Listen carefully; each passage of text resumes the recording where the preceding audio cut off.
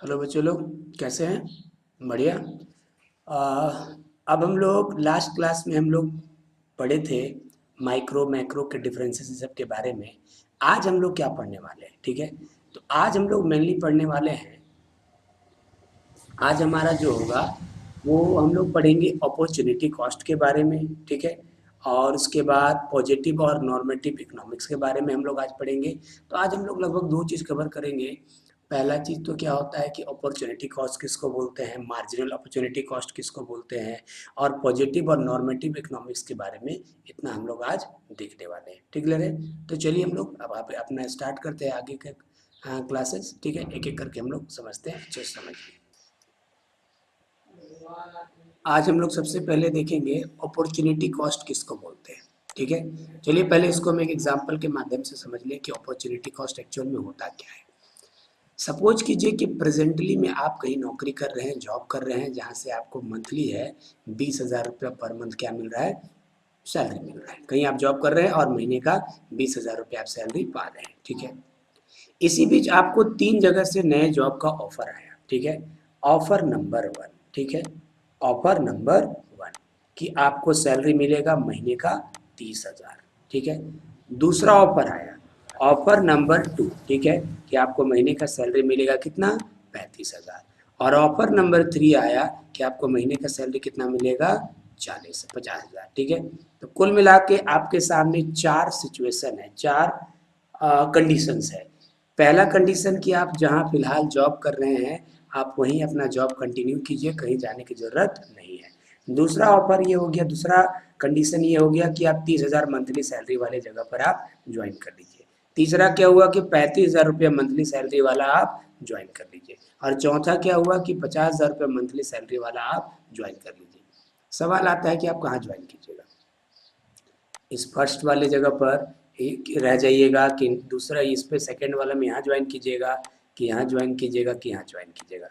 अब कुछ भी हो सकता है। हो सकता है कि आप बोले कि नहीं हम जहाँ हैं हम वहीं रहेंगे, है ना, हम छोड़ के नहीं जाएंगे क्योंकि हमारे यहाँ बॉस बहुत अच्छे हैं, घर से नज़दीक पड़ता है। ऐसा भी हो सकता है। ठीक है, अच्छा, या ये भी हो सकता है कि आप पहला ऑफर एक्सेप्ट करेंगे कि नहीं ये आपका आप घर से नज़दीक है। कोई भी बहुत तरह की कैलकुलेशन आदमी देखता है, लेकिन एज ए नॉर्मली कोई कौन सा एक्सेप्ट करेगा। ठीक है, क्लियर है। मान लीजिए कि आप जो है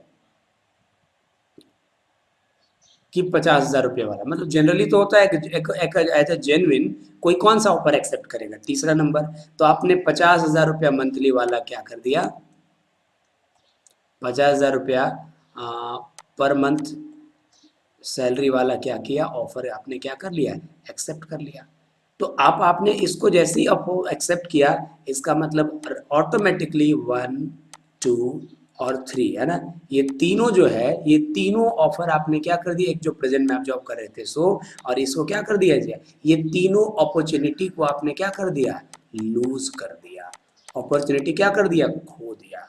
क्लियर? ठीक है, तो पहली बात समझिए, जब आप कोई एक जॉब सेलेक्ट कर रहे हैं तो रेंडमली इसमें से 3 जॉब क्या हो जा रहा है आपका, खुद से ही क्या हो जा रहा है आपका, आप छोड़ दे रहे हैं, रिजेक्ट हो जा रहा है। ठीक है, अच्छा, एक एक्सेप्ट करेंगे तो 2-3 तो अपने आप रिजेक्ट हो जाएगा। ठीक है, अच्छा, तो आपने क्या कर दिया कि ये तीनों अपॉर्चुनिटी क्या कर दिया, लूज कर दिया। अच्छा, एक बात बताइए, आप 50,000 वाला ऑफर एक्सेप्ट किए। ठीक है, सबसे नियरेस्ट ऑफर कौन सा आपने लूज किया। ठीक है, अगर ये ऑफर आप नहीं लेते तो कौन ऑफर लेते, तो सर 35 वाला लेते। क्लियर है, तो यही 35,000 आपका क्या कहलाएगा बच्चों, अपॉर्चुनिटी कॉस्ट कहलाएगा। क्या कहलाएगा, अपॉर्चुनिटी कॉस्ट। अपॉर्चुनिटी कॉस्ट का मतलब क्या है कि आपने कौन सा लेटेस्ट मतलब नियरेस्ट अपॉर्चुनिटी क्या कर दिया, लूज कर दिया।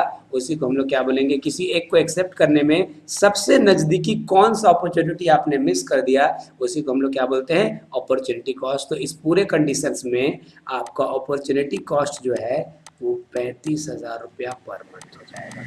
ठीक है, क्योंकि आपने अगर ये एक्सेप्ट किया, इसका मतलब है नज़दीकी रियल सबसे जस्ट नियर कौन सा छोड़ दिया, ये वाला छोड़ दिया। इसके अगर ये एक्सेप्ट नहीं होता तो जस्ट ये एक्सेप्ट होता, तो वो वाला को आपने छोड़ दिया है, तो क्या कहेंगे, अपॉर्चुनिटी कॉस्ट। क्लियर है? ठीक है, हम लोग नहीं बोलते हैं, मान लीजिए कि कोई जगह आप क्या बोलते हैं कि किसी दोस्त से मिलने जाते हैं और अगर हमको नहीं मिलता तो बोलता है कि देखो हमको वो एक फलाना फ्रेंड मूवी देखने का अपॉर्चुनिटी दिया था, हम अपॉर्चुनिटी छोड़ के आए हैं, ठीक है। तो ये क्या कहलाता है, अपॉर्चुनिटी कॉस्ट, ठीक है, क्लियर है, समझ में आ गया। चलिए और आगे देखते हैं हम लोग। अब एक देखिए, अब हम आपको एक क्वेश्चन दे रहे हैं, ये आपको घर से खुद से बना के आता है। ध्यान दीजिए, एक दो क्वेश्चन खुद से दे रहा है और आप लोग इसको कमेंट बॉक्स में लिखिएगा कि आंसर कितना होना चाहिए, ठीक है। मान लीजिए आप प्रेजेंट में जॉब कर रहे हैं, जो सैलरी कितना मिल रहा है 20,000, और आपके सामने दो ऑफर आया है। एक में सैलरी आपको कितना मिलेगा, महीने का 30,000, और एक में मिलेगा कितना, 35,000। तो आपका सवाल ये है कि इस क्वेश्चन में है ना, ये सेकेंड नंबर क्वेश्चन में, या जो देखिए, एक मिनट जरा, सेकेंड मत कहिए, 1 नंबर होमवर्क दिया आपने मैंने, ठीक है। 1 नंबर होमवर्क का अपॉर्चुनिटी कॉस्ट क्या होगा, इसको आप समझ के आप हमको लिखिएगा, कमेंट्स में लिख के दिखाइएगा। ओके, नेक्स्ट एक और ले लीजिए, ये भी आपका होमवर्क नंबर 2 भी लीजिए, ठीक है। इस केस में भी 50,000 प्रेजेंट में जॉब कर रहे हैं, और 30,000 और,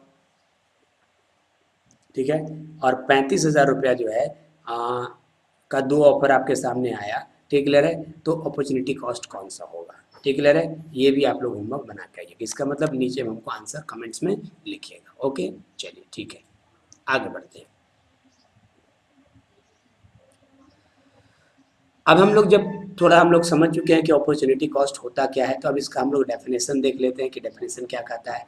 opportunity cost, what is opportunity cost, opportunity cost होता क्या है। Opportunity cost is cost represent the benefit and of an individual investor or business misses out the when the choosing an alternative over the another, ठीक है।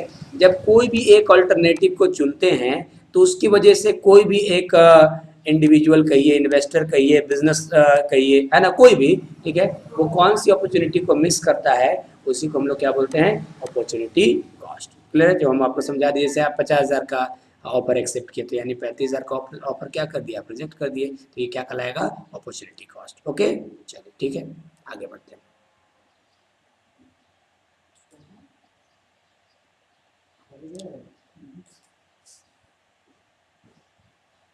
अब हम लोग पढ़ रहे हैं नया चीज, क्या नाम है उसका, मार्जिनल अपॉर्चुनिटी कॉस्ट, है ना। अपॉर्चुनिटी कॉस्ट तो हम लोग समझ गए, अब हम लोग क्या पढ़ेंगे, marginal opportunity cost. Marginal opportunity cost का मतलब देखिए क्या है, जैसे मान लीजिए आपके पास 200 रुपया है, ठीक है, सुन लीजिए, आप एक फ्रूट शॉप पर गए और बोले भैया 200 रुपया का हमको एप्पल और मैंगो दे दो, ठीक है। तो मान लीजिए 200 रुपया उन्होंने 10 एप्पल और 6 मैंगो आपको दे दिया। मेरी बात समझिएगा, 10 एप्पल और 6 मैंगो आपको फ्रूट शॉप वाले ने क्या कर दिया, दे दिया 200 रुपये में, ठीक है सर। आप बोले कि नहीं मेरे को मैंगो ज़्यादा पसंद है, एक एक्स्ट्रा मैंगो दो, ठीक है। तो वो 7 मैंगो दे दिया, और फिर क्या कर दिया, उसके बदले में 2 एप्पल क्या कर दिया, वो कम कर दिया, ठीक है, क्लियर है। अगर और एक एक्स्ट्रा लेते तो फिर दो उन्होंने कम कर दिया, और एक एक्स्ट्रा लेते तो फिर दो कम कर दिया। ऐसा कोई जरूरी नहीं कि कंटिन्यूसली दो दो का अंतर हो। तो opportunity cost, sorry, marginal opportunity cost क्या होता है, वन एडिशनल मैंगो के लिए, देखिए वन एडिशनल मैंगो को आप गेन करने के लिए, ठीक है, आपने कितने मैंगो क्या किया, लूज किया, सर दो, ठीक है। तो यही दो जो है अपॉर्चुनिटी, मार्जिनल अपॉर्चुनिटी कॉस्ट कहलाएगा। मार्जिनल अपॉर्चुनिटी कॉस्ट का मतलब क्या है कि एक एडिशनल यूनिट गेन करने के लिए दूसरे का कितना यूनिट हम लूज करते हैं, उसी को हम लोग क्या बोलते हैं, मार्जिनल अपॉर्चुनिटी कॉस्ट। समझ में आ रहा है बात को, एक सिंगल यूनिट कोई भी चीज गेन करने के लिए उसके रिस्पेक्ट में दूसरा को कितना लूज करते हैं, तो जितना लूज करते हैं वही क्या कहलाता है, मेरा मार्जिनल अपॉर्चुनिटी कॉस्ट, है ना, ठीक है। अच्छा, तो आप इसको कैसे निकालेंगे, ऐसे निकालेंगे, गेन बाय लूज, ठीक है, गेन बाय लूज, कितना गेन किया कैसे पता चलेगा, 7 - 1, ध्यान दीजिए, 7 - 1, और इसमें कितना लॉस हुआ है, 10 - 8, ठीक है। तो यानी आपका हो गया, और 7 - 6, सॉरी, है ना, तो 1/2 यानी 0.5, या कोई भी इसको 0.5:1 भी लिखता है, कोई 1:2 भी लिखता है, क्लियर, ठीक है। तो इसको हम लोग क्या बोलते हैं, मार्जिनल अपॉर्चुनिटी कॉस्ट। आगे बढ़ते हैं। अच्छा, अब आप मान लीजिए कुछ ऐसा है, ध्यान दीजिएगा, कि मान लीजिए कि हम जब शुरू में पढ़ा रहे थे तो मान लो हम क्लास स्टार्ट किए कुछ किसी फर्स्ट नया नया मतलब फर्स्ट ईयर हम कुछ कुछ कोचिंग में बच्चे स्टार्ट किए। मेरे पास 12 के 100 बच्चे आए और बीकॉम के 60 बच्चे, लेकिन हमको बीकॉम में बच्चों को बढ़ाना था, लेकिन टाइम लिमिटेड है। अब पढ़ा तो सोचते हैं दिन भर में 10 ही घंटा, ठीक है, या 12 घंटा, अब रात भर तो पढ़ाएंगे नहीं, ठीक है।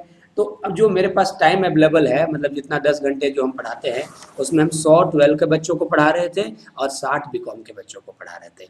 हम चाह रहे हैं कि और बीकॉम के बच्चों को बढ़ाएं, ठीक है। तो बीकॉम के बच्चों को हम 5 और एडमिशन ले लिए, कितना कर दिए 65। तो इस वजह से 12 के बच्चों को हमको क्या करना पड़ा, टाइम मेरा कम पड़ा इसलिए 90 करना पड़ा, ठीक है। और बीकॉम के बच्चों को हम बढ़ाएं, ठीक है, तो क्या हो गया 80। तो इस वजह से मेरा क्या करना पड़ा कि यहाँ पर क्या बोलते हैं 10 और छोड़ना पड़ा। फिर हम यहाँ से 80 से 100 कर देते, 10 यहाँ छोड़ना पड़ा, ठीक है। तो ये उस तरह से हो गया। तो अब इसमें बोला कि what is the marginal opportunity cost, ठीक है। पहला में तो नील हो जाएगा। दूसरा में देखिए यहाँ कितना बच्चा हमने बीकॉम में ज़्यादा बढ़ा, मेरा गेन कितना किया 5, और यहाँ लूज कितना किया यहाँ पर 10, 5/10 यानी 1:2, है ना, या इसको पॉइंट में बदल सकते हैं। इसके यहाँ पर आपका मार्जिनल अपॉर्चुनिटी कॉस्ट कितना हुआ, 5 यूनिट हम लोग क्या करिए गेन करने के लिए 10 यूनिट हम क्या कर गए, लूज कर गए, तो गेन बाय लूज, है ना, ठीक है, यानी 1:2 हो जाएगा, ठीक है। या इसको आप 0.5 जो भी लिखना चाहें उसको, कोई बड़ी बात नहीं। यहाँ पर कितना होगा, यहाँ कितना गेन किया, देखिए सर यहाँ 15 गेन किया हमने, ठीक है। इसके लिए हमको कितना लूज करना पड़ा, 90/70 यानी 15/20, यानी क्या हो जाएगा, जो आ जाएगा 3:4 आ जाएगा, ये हो जाएगा। यहाँ कितना गेन किया हमने, सर हमने यहाँ पर गेन किया है 20, है ना, और यहाँ लूज कितना किया 10, तो 20/10, है ना, ठीक है। 20/10 यहाँ पर हो जाएगा, तो इस तरह से क्या हो जाएगा 2:1।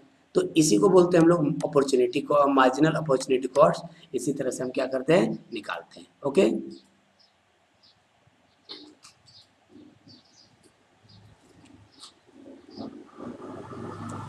चलिए, तो हम लोगों ने अभी तक समझा कि अपॉर्चुनिटी कॉस्ट और मार्जिनल अपॉर्चुनिटी कॉस्ट किसको बोलते हैं। अच्छा, इकोनॉमिक्स में कभी कभी और दो तरह के इकोनॉमिक्स का जिक्र होता है, एक पॉजिटिव इकोनॉमिक्स और एक नॉर्मेटिव इकोनॉमिक्स, है ना। तो ये क्या है हम लोग जरा समझे। Positive economics means the describe the statement which can be verified objectively, ठीक है। जो स्टेटमेंट आपने दिया अगर आप उसको वेरीफाई कर सकते हैं, ठीक है, तो उसको हम लोग पॉजिटिव स्टेटमेंट बोलते हैं। क्लियर है। और नॉर्मेटिव सॉरी पॉजिटिव इकोनॉमिक्स बोलते हैं, सॉरी। और अगर आप नॉर्मेटिव इकोनॉमिक्स मतलब क्या है, describe the statement which are the value based can't be verified objectively, है ना। जो स्टेटमेंट आप कभी वेरीफाई नहीं कर सकते, ठीक है, उसको हम लोग क्या बोलेंगे, नॉर्मेटिव इकोनॉमिक्स। अब आपको नहीं समझ में आया, देखिए हम आपको बता रहे हैं, ठीक है। वेरीफाई करने का मतलब चेक करना कि ये सही है कि गलत है, ठीक है। इस पे कोई निष्कर्ष पे पहुंचना, कोई डिसीजन पे पहुंचना, ये क्या कहलाता है आपका पॉजिटिव इकोनॉमिक्स। देखिए जैसे कि वेरीफाई करने का क्या अर्थ है। अगर हम लोग बोले कि ईयर 2020 में इंडिया को इकोनॉमिक का बड़ा लॉस हुआ ड्यू टू कोरोना, ठीक है, मेरी बात समझिए। अगर ये बोला गया कि ईयर 2020 में इंडिया की गवर्नमेंट की इकोनॉमी को बहुत नुकसान हुआ, किसके कारण से, कोरोना की वजह से, ठीक है। ये जो स्टेटमेंट किसी ने भी दिया, आपने दिया, हमने दिया, किसी ने दिया, क्या इस स्टेटमेंट के बारे में कोई वेरिफिकेशन हो सकता है कि ये सही है कि गलत है। अब कोई भी कह सकता है, बिल्कुल 100% सब कह सकता है कि this statement is correct. Clear है, समझ में आ गया बात को। अच्छा, अब सुनिए यहाँ पर दूसरी बात, एक सेकेंड, दूसरी बात समझिएगा। अब मान लीजिए कह सकते हैं कि ये स्टेटमेंट क्या है, करेक्ट है। अगर कोई दूसरा व्यक्ति ऐसा बोला कि इंडिया को, ठीक है, 2020 में, ठीक है, इकोनॉमी 2020 में इकोनॉमी का कोई नुकसान नहीं हुआ, no loss due to corona, ठीक है, ये स्टेटमेंट को हम वेरीफाई कर सकते हैं क्या, हाँ सर बोल सकते हैं आपका स्टेटमेंट फॉल्स, ठीक है। जब हम साफ शब्दों में कह सके कि ये या तो ये स्टेटमेंट ट्रू है या तो स्टेटमेंट फॉल्स है, ठीक है, हम ये नहीं करेंगे ट्रू ही हो, ठीक है, हम कुछ भी कह सकेंगे उसके बारे में कि ट्रू है कि फॉल्स है, ठीक है, तो उसको हम लोग क्या बोलते हैं, पॉजिटिव स्टेटमेंट। समझ में आ गया? पॉजिटिव स्टेटमेंट मतलब जिस स्टेटमेंट को करेक्टली हम वेरीफाई कर सकते हैं कि ये स्टेटमेंट ट्रू है, ये स्टेटमेंट फॉल्स है, हम वेरीफाई कर सकेंगे तो उसको हम लोग पॉजिटिव इकोनॉमिक्स बोलेंगे। अब नॉर्मेटिव देखिए क्या बोला, ठीक है, सुनिए यहाँ पर। अब हम लोग कोई ऐसा बोलता है आज के डेट में कि इफ यदि जनवरी में ही, जनवरी छोड़िए, मान लीजिए यदि फरवरी महीने में अगर गवर्नमेंट लॉकडाउन कर देती है ना, तो भारत में कोई कोरोना नहीं आता, no corona effect in India, India में कोई कोरोना का प्रभाव नहीं होता, ठीक है, ये एक स्टेटमेंट दिया गया है। अब आप इस स्टेटमेंट को करेक्ट भी नहीं कर सकते, इनकरेक्ट भी नहीं कर सकते, ठीक है। करेक्ट इसलिए नहीं कर सकते कि क्या पता, हो सकता है कि फरवरी में हम बंद कर देते तो कोई नहीं आता, लेकिन विदेश से क्या जिंदगी भर कभी कोई आता ही नहीं क्या? नहीं सर, कोई ना कोई तो आता, ठीक है। कई लोगों के कई मत है इसमें, तो भाई इसमें होता है कि नहीं बाद में आता तो बाद में तो हो ही जाता, क्लियर है। कुछ लोग को सही भी बोल सकते हैं, तो इस स्टेटमेंट के बारे में कुछ नहीं कहा जा सकता 100% कि ये स्टेटमेंट ट्रू है कि फॉल्स है, ठीक है। तो जिस स्टेटमेंट को हम लोग वेरीफाई नहीं कर पाएंगे उसको हम लोग क्या बोलते हैं, नॉर्मेटिव इकोनॉमिक्स, क्लियर है। आई चलिए आगे कुछ हम लोग उसके बारे में पढ़ते हैं। देखिए positive statement need not to be correct factually. हाँ, अभी मैंने आपको क्या समझाया कि पॉजिटिव स्टेटमेंट का मतलब ये जरूरी नहीं है कि ट्रू स्टेटमेंट है ना, फॉल्स स्टेटमेंट भी पॉजिटिव हो सकता है, ठीक है। हम कुछ तो बोल पा रहे हैं ना बाबू कि ये बात, ये कथन सत्य है कि ये कथन गलत है ना, कुछ भी बोल पा रहे हैं तो वो पॉजिटिव है, ठीक है। लेकिन नॉर्मेटिव का मतलब आप कुछ बोल ही नहीं पाएंगे क्लियर कि हाँ ये सही है गलत है, बस आर्ग्यूमेंट हो, कोई कुछ बोलेगा कोई कुछ बोलेगा, एकदम ये बहस का मुद्दा है, क्लियर है, ठीक है, समझ में आ रहा बात को, अच्छी बात है, ठीक है। तो positive statement need not to be correct, ये जरूरी नहीं है कि पॉजिटिव स्टेटमेंट करेक्ट ही हो, इनकरेक्ट भी हो सकता है, ठीक है। एग्जाम्पल ऑफ पॉजिटिव इकोनॉमिक्स देखिए क्या है, India is the second largest population country. हाँ भाई सब लोग जानते हैं चाइना जो है फर्स्ट लार्जेस्ट पॉपुलेशन कंट्री है और इंडिया सेकेंड लार्जेस्ट कंट्री है, तो ये हमारा क्या है, पॉजिटिव ये होगा, क्योंकि हम लोग कह सकते हैं कि this statement is correct, clear, positive हो गया, इकोनॉमिक्स हो गया। India population is only 20 crore.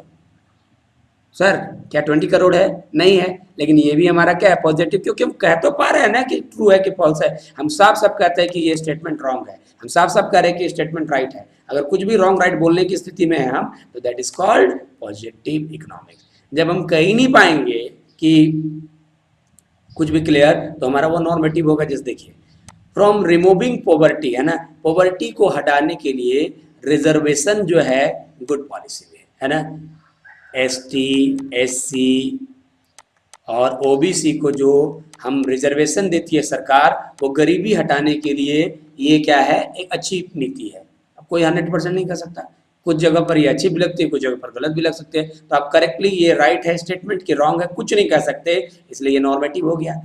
अच्छा, we should pay more attention in the agriculture then industry promoting the economic growth, है ना, भारत की इकोनॉमी को ग्रो करने के लिए हमको एग्रीकल्चर पे ज़्यादा ध्यान देना चाहिए, क्या के प्रमोशन पे, किसके कंपैरिजन में, एग्रीकल्चर पे ज़्यादा ध्यान देना चाहिए, किसके कंपैरिजन में, हम लोग को इंडस्ट्री के कंपैरिजन में। ये भी हम क्लियर नहीं कर सकते, फायदा हो भी सकता है फायदा नहीं भी हो सकता है, तो ये भी नॉर्मेटिव इकोनॉमिक्स का क्या है, एग्जाम्पल है, ठीक है।